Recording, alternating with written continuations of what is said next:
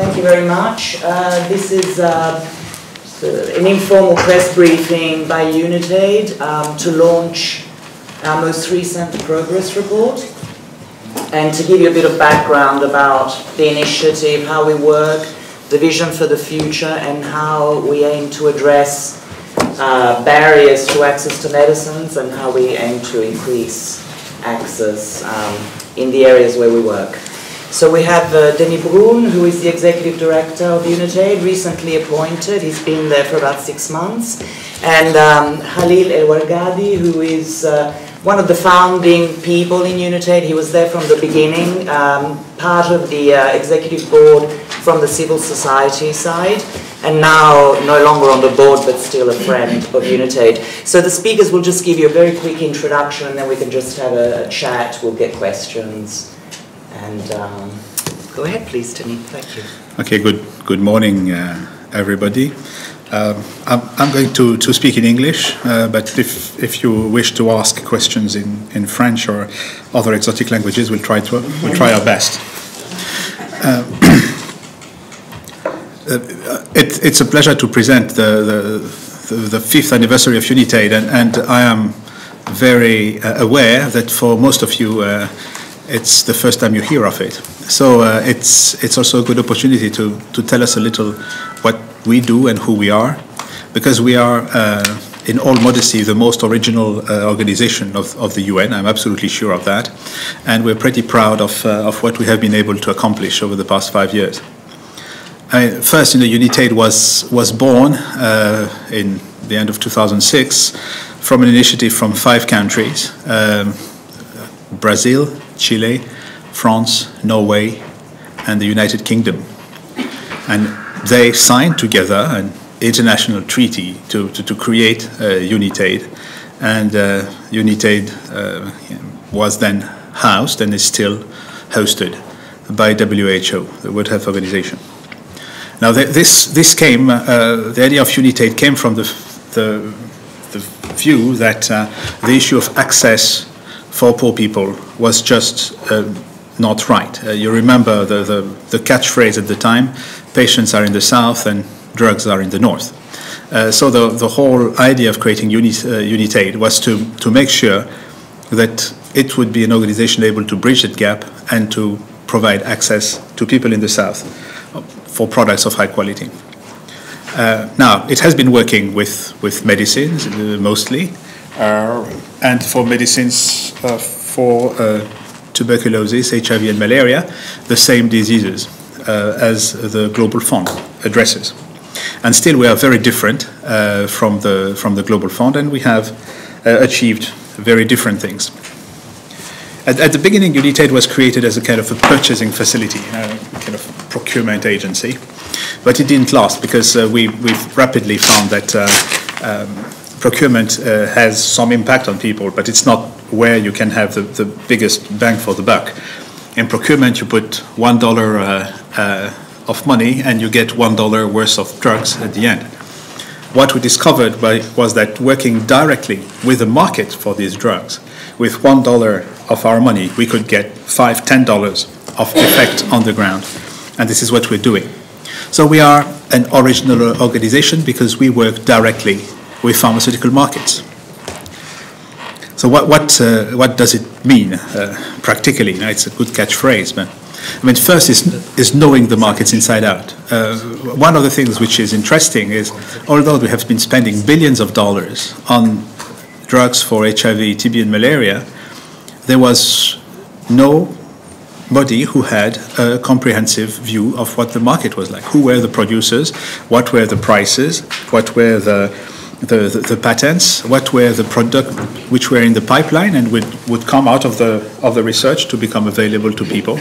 So we did that, and we have done what is called market landscapes for these 3 diseases, and not only for drugs, but also for diagnostic tests, which are absolutely essential for the future of care and better health. And the second thing is once you have a view of the markets, is understanding what works well and what works poorly among them. Find their weaknesses, find their shortcomings, find the market failures, as it's called, and then identify what is the action or actions that would change these market failures and make the market work for the people in poor countries. So let me give you some examples. When we started 5 years ago, there was no market at all for HIV drugs for children. You know, the transmission from mother to child during pregnancy or delivery is something that was not happening in rich countries. In 2006, 4 children were infected in the whole of Europe. So there was no incentive for any pharmaceutical company to develop any drugs for these children. There was no market. The market was in the poor countries, where you had more than 300,000 children born with HIV every year. But this was not a market able to bring money.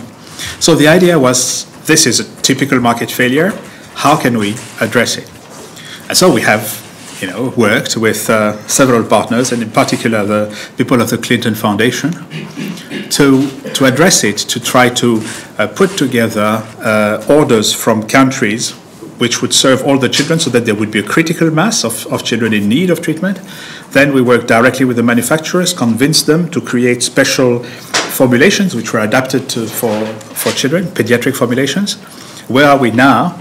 We have 400,000 children on treatment today. 3/4 of them are still treated with UNITAID financing. We have 9 products which are specific pediatric products for HIV, and which are available, and for which manufacturers are going to continue to produce them for the years to come, so that children are not the forgotten patients of HIV. So that's one example of market failure, and we can give you some others. In Africa, people with malaria, they go to the local drug shop, what it is that is closest to their home. Actually, it's perfectly normal when they have a malaria attack, and try to find whatever malaria drug is available. And what was available and affordable was drugs which cost about $50, which were drugs for which the malaria was most of the time resistant. So people were buying drugs, and this drug didn't work. But that was what there was. And the drugs that worked, which they called ACT, artemisinin combination therapy, were very expensive. They were $8 to $10. It's only in the pharmacies of the cities that people could afford them. So you had the right drugs were there at a price which was unaffordable, and the wrong drugs were available at the right price, but couldn't have an effect. Again, market failure.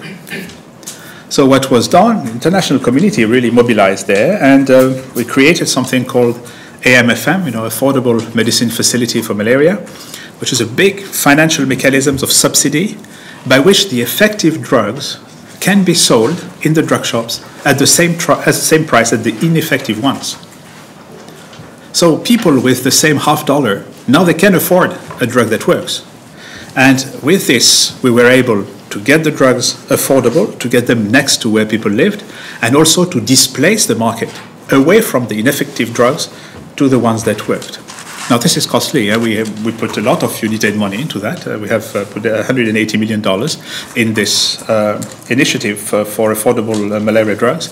But it has been a major turning point for reducing the morbidity and mortality from malaria. And this initiative is now being under evaluation, and it has worked in 7 countries with the highest malaria burden, and it may become generalized by next year if it's proved to be working well. I could give you other examples, but I don't want to overwhelm you with that. So this is what we mean by working with markets.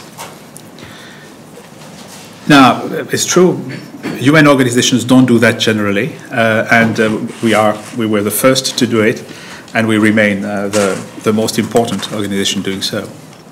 Another element of innovation of UNITAID is the way we are financed. It's a bizarre organization. 2/3 of our money comes from what is called innovative financing, and comes from a levy on airplane tickets. And when we say 2/3 of our money, it's quite a lot of money. We receive between $320 and $350 million per year from our contributors. So it's more than $200 million every year that comes from this airplane ticket levy, which has been put in place in favor of UNITAID in 9 countries.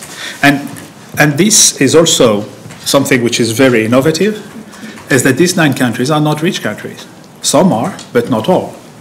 And we have 6 African countries have put in place this tax on air tickets, and they give the proceeds to UNITAID. Countries like Mauritius or Madagascar, Cameroon, Mali, etc., they have set up this ticket levy because they believe that there should be a solidarity in their country between those who have enough money to afford a plane ticket and those who don't have enough money to buy basic drugs. And also, for us, it's very important. It's a sign of trust. They believe that UNITAID is really able to change the markets for them and get them the products they want. Now, this doesn't represent the largest amount of money. The biggest levies were set up by France, Chile, Korea.